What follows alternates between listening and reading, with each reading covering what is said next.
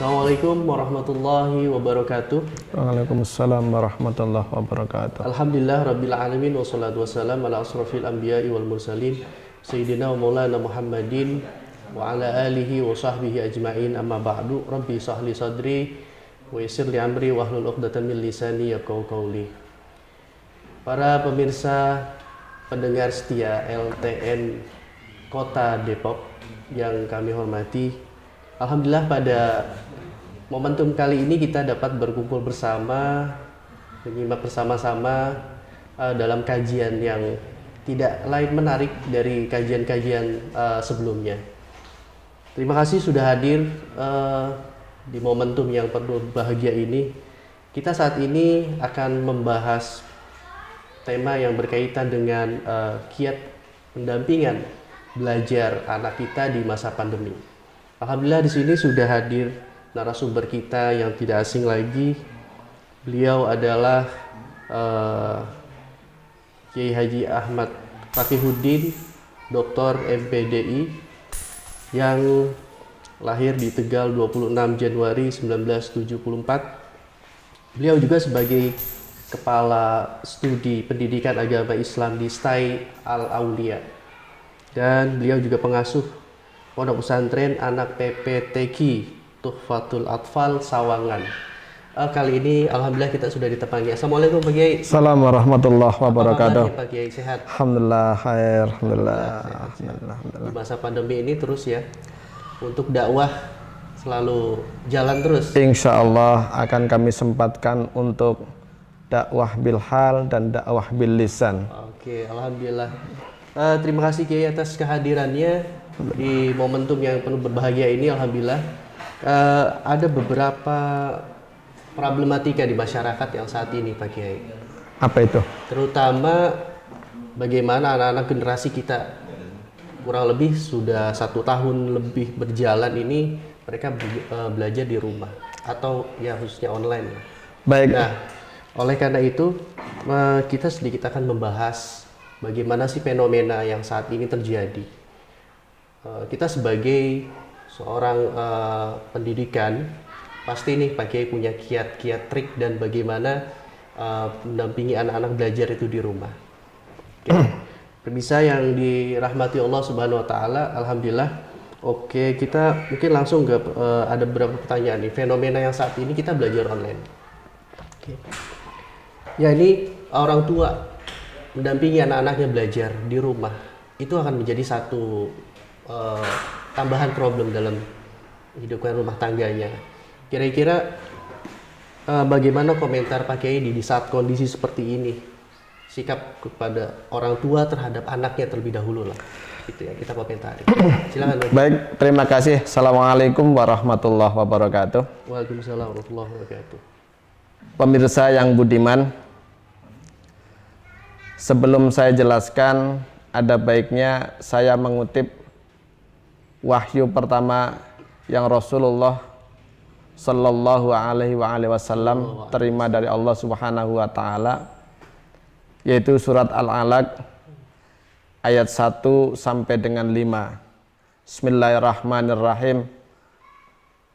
Iqra bismi rabbikal ladzi khalaq, khalaqal insana min 'alaq, Iqra wa rabbukal akram, alladzi 'allama bil qalam. Yang kedua, saya mengutip satu syair yang diambil dari satu kitab kecil, Intisari dari Ta'limul Muta'allim, dan ini sangat fenomenal sekali. Nampaknya syair ini sangat relevan dengan keadaan sekarang. Ala la tanulil ilma illa bisittatin, sa'unbi ka'an majmu'iha bibayani, tukain wahirsin wastibarin wabulghatin wa irsyadi ustadin wa irsyadi ustadin wa tuli zamani. Kira-kira seperti itu. Jadi begini Mas Hakim, hari ini kita memang masih dalam posisi pandemi. Nampaknya menjadi fenomena yang sangat menarik untuk kita diskusikan. terkait bagaimana orang tua bisa menjembatani anaknya dalam rangkaian belajar online. Mungkin di zaman Rasulullah tidak ada zaman online ya. Oleh karenanya tadi saya mengutip Iqra bismi rabbikal ladzi khalaq. Yang dimaksud dengan Iqra, bacalah, itu bukan hanya membaca Al-Quran saja, tetapi yang dimaksud adalah termasuk juga membaca situasi. Pada saat sekarang mungkin sangat tidak etis, kurang relevan ketika pembelajaran dilakukan secara offline. Pertanyaannya kenapa? Dari berbagai ahli kesehatan,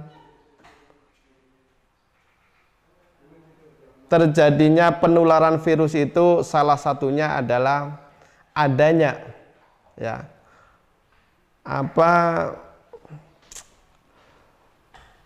proses interaksi yang terlalu sering secara langsung.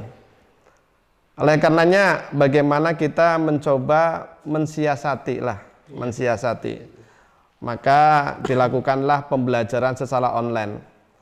Lalu pertanyaannya, bagaimana dengan pembelajaran secara online yang sementara ini tadi Mas Hakim sebutkan orang tua seringkali menjadi kendala karena tidak banyak tahu tentang keilmuan ataupun tidak banyak tahu tentang pengetahuan.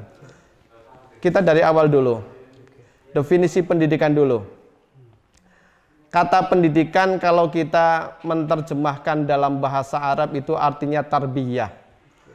Namun ada sinonim yang sama tapi tidak sama.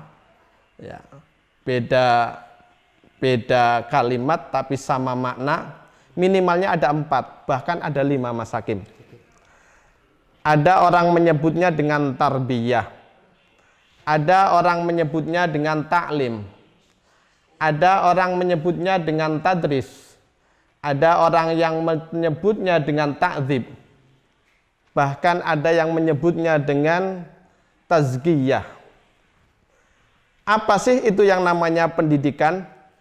Jadi pendidikan adalah proses yang disengaja, yang dilakukan dari orang yang berpengetahuan. Dalam hal ini bisa disebut dengan muallim, bisa disebut dengan mudarris, bisa disebut dengan guru, bisa disebut dengan dosen, yang dilakukan secara kontinuitas, terus-menerus, terstruktur dan sistematis, kira-kira seperti itu.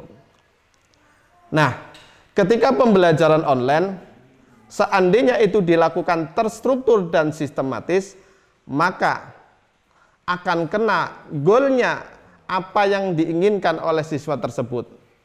Toh ketika pembelajaran online juga di situ ada satu ada objeknya, 2 ada subjeknya. Subjeknya seorang guru pasti ada. Kemudian bagaimana Pak? Orang tua yang sementara ini menjadi fasilitator. Begini. Meminjam teorinya Howard Gardner, ya, seorang pakar psikologi anak, bahwa mau ayah apalagi ibu ya, apalagi ibu. Jadi semua manusia itu diberikan Allah Subhanahu wa taala 9 kecerdasan, Mas. 9 kecerdasan, 9 kemampuan. Tanpa tedeng aling-aling. Jadi semua manusia itu punya 9 kecerdasan. Pertanyaannya, apakah seseorang itu, ya dalam tanda petik pasti si ibu ya, itu memanfaatkan 9 kecerdasan itu? Ketika tidak memiliki, maka di situ dia akan mengukur diri, saya tidak mampu. Itulah problematika sekarang. Nah, ketika problematika seperti itu, nah, sebetulnya ada solusi-solusi yang bisa dilakukan orang tua ketika menemui anaknya untuk menjadi fasilitator dalam rangka pendampingan anak, ya, wabil khusus ketika melakukan pembelajaran secara online. Di antaranya satu dalam rangka mengatasi ya, kesulitan belajar atau menghadapi pembelajaran online, anak-anak bagaimanapun diharapkan dilakukan secara small group gitu loh. Paham nggak? Halakoh. Ya, halakoh lah kira-kira seperti itu. Jadi kalau sendirian pasti ya dia akan bertanya kepada ibunya sebagai pendamping. Kalau ibunya tahu, walaupun tadi kembali lagi Howard Gardner mempunyai keyakinan bahwa setiap manusia punya 9 kecerdasan. Kan tadi ada masalah pelik, tidak semua orang bisa memanfaatkan 9 kecerdasan tadi. Maka tadi bikin halakoh, ya kan? Atau small group lah ya minimal 3 atau 4 orang. Ketika tidak paham, dia akan bertanya kepada teman yang lain. Itu solusi pertama. Solusi yang kedua, memang ini pada akhirnya hadirin pemirsa yang dirahmati Allah, pada akhirnya dalam tanda petik tidak akan jauh dari yang namanya kos. Di antaranya adalah apa? Memanggil atau menghadirkan guru pendamping.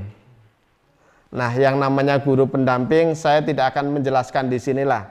Kira-kira seperti itu. Itu yang kedua. Yang ketiga,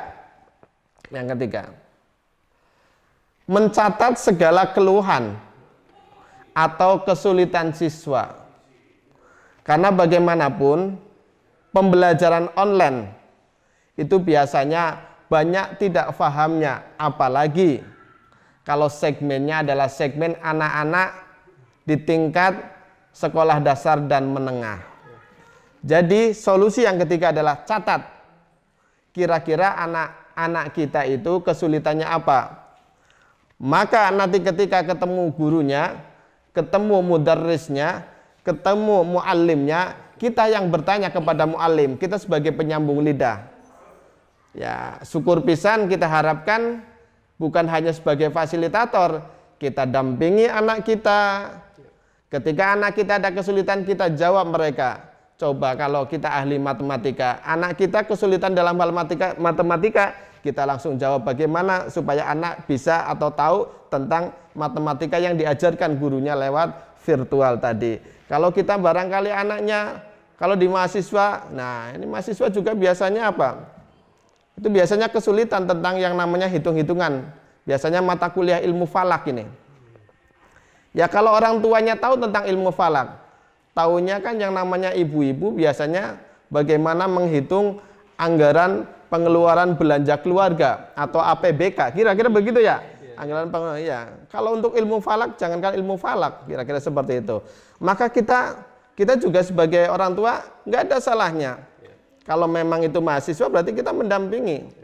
Kira-kira seperti itu. Ada yang lain? Ya, dalam perspektif agama kita kenal istilah yang namanya al-madrasatul ula li auladiha. Ibu adalah madrasah pertama bagi anak-anaknya. Tapi kondisi saat ini kita lihat fenomenanya banyak. Mungkin yang ibunya karir, ayahnya juga kerja di kantor, pasti kan dilimpahkan kepada pembantu. Begitu juga ketika seorang ayah ini memang paham dengan agamanya, pasti akan melimpahkan anaknya ke satu pondok pesantren. Nah, bagaimana korelasinya dengan hadis tersebut?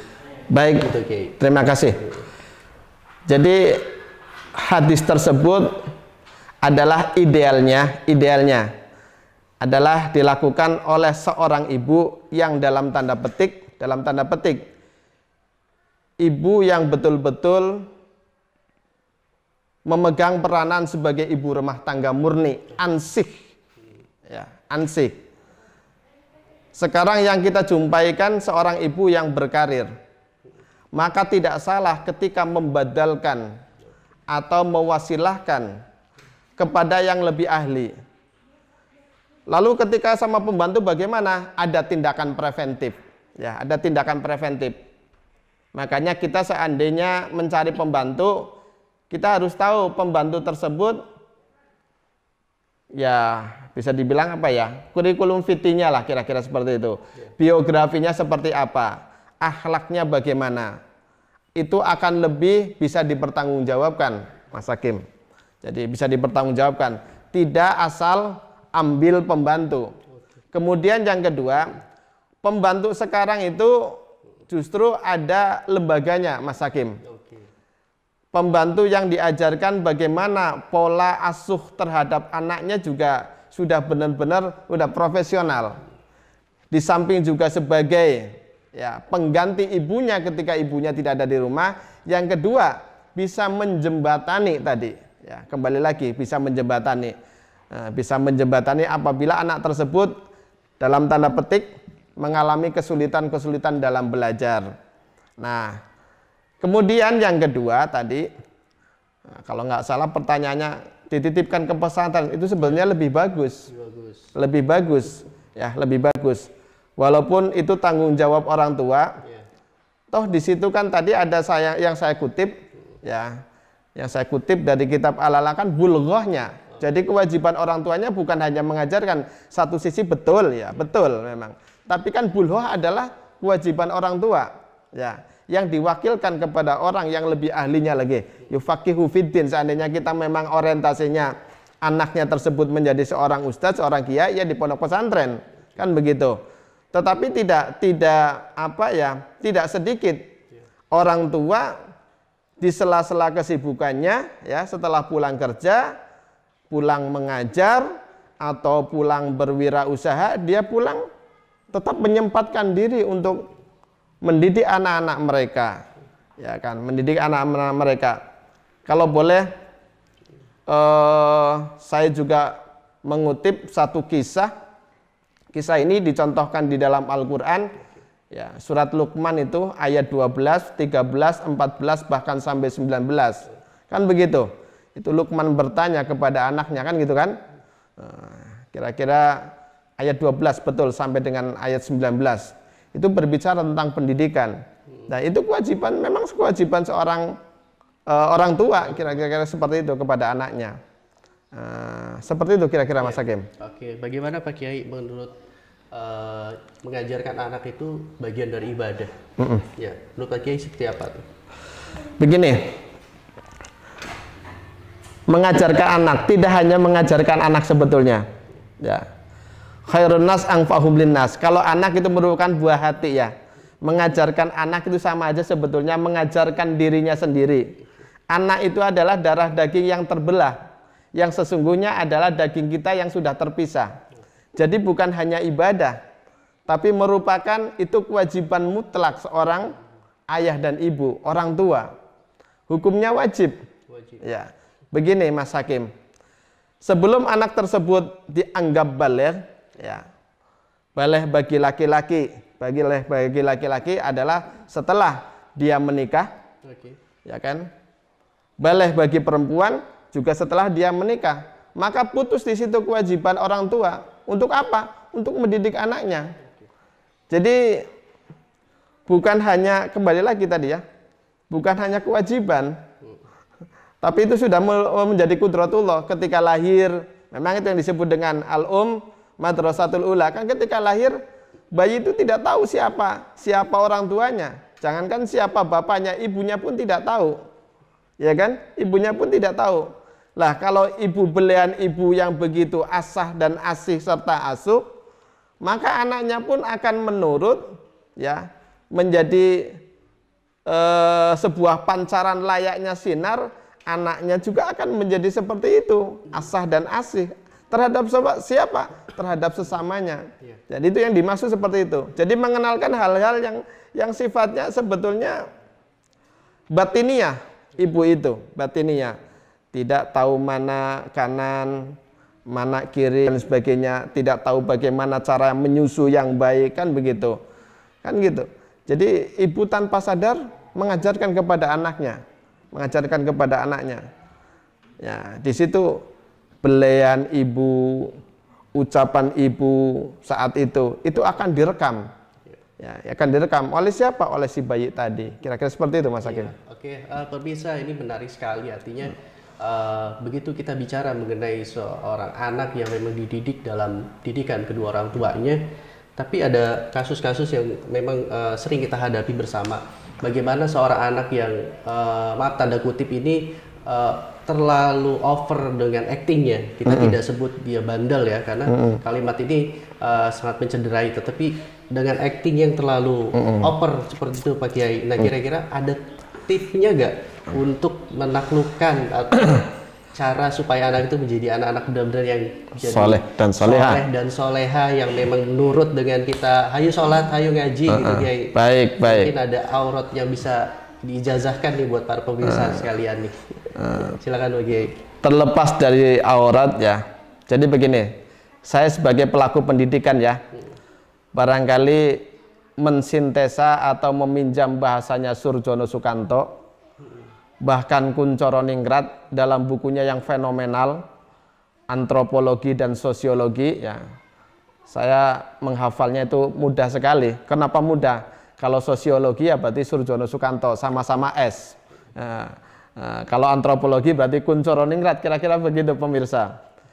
Ternyata manusia itu dipengaruhi, yang paling esensi lebih kurang itu 60% akan dibentuk oleh lingkungannya Mas. Jadi tidak salah, kembali lagi tadi di pertanyaan awal, ketika orang tua bahkan sejak kecil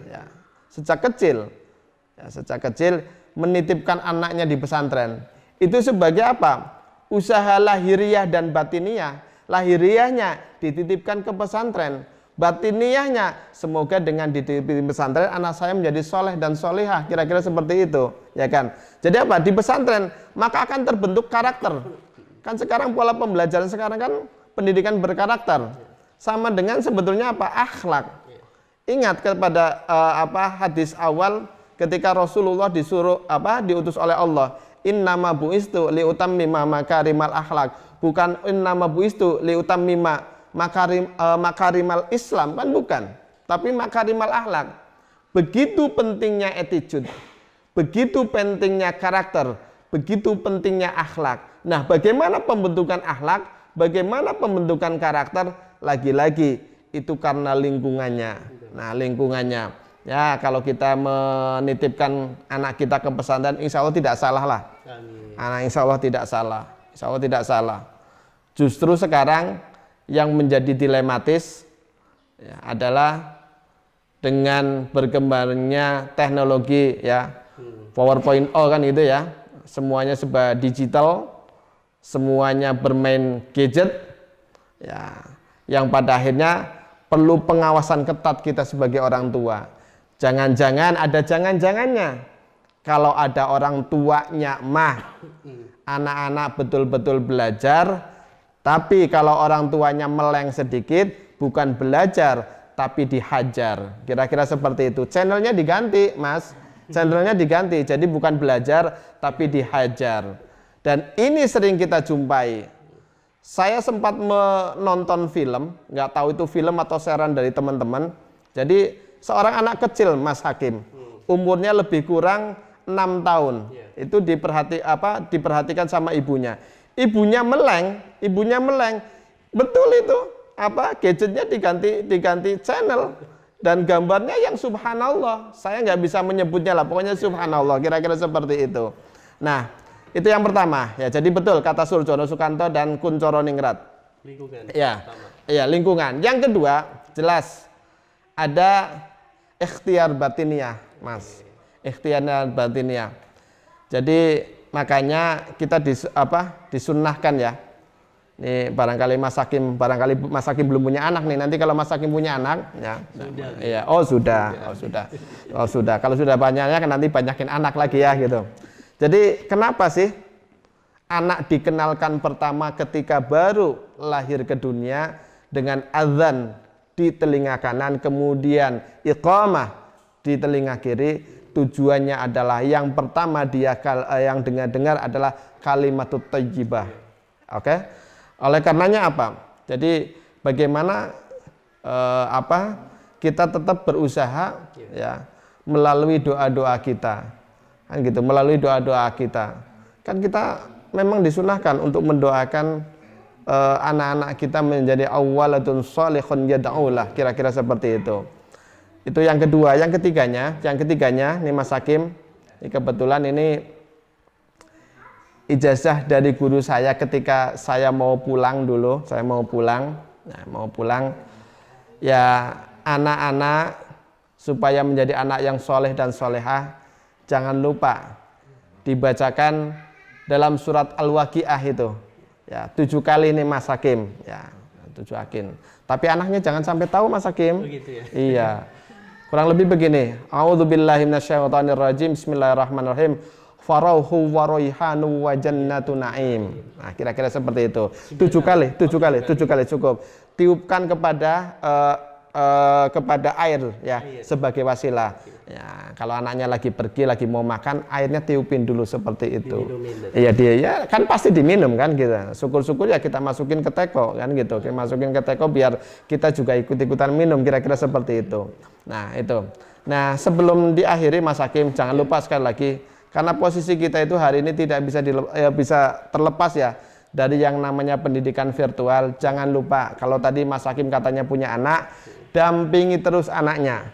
Khawatir Mas Hakim pergi, Mas Hakim meleng, channelnya diganti. Itu saja. Kemudian trik berikutnya, tanyakan, Dek, apa Ndok, apa Neng, apa Mas, panggilnya terserah apa. Ada nggak kesulitan yang tadi Pak Guru, Bu Guru ajarkan? Kalau nggak ada, barangkali Bapak bisa jawab. Kalau nggak bisa jawab, nanti Pak Guru nanya kepada yang lain. Kira-kira seperti itu. Terima kasih. Oke, menarik sekali ya. Para pemirsa LTN NU Kota Depok.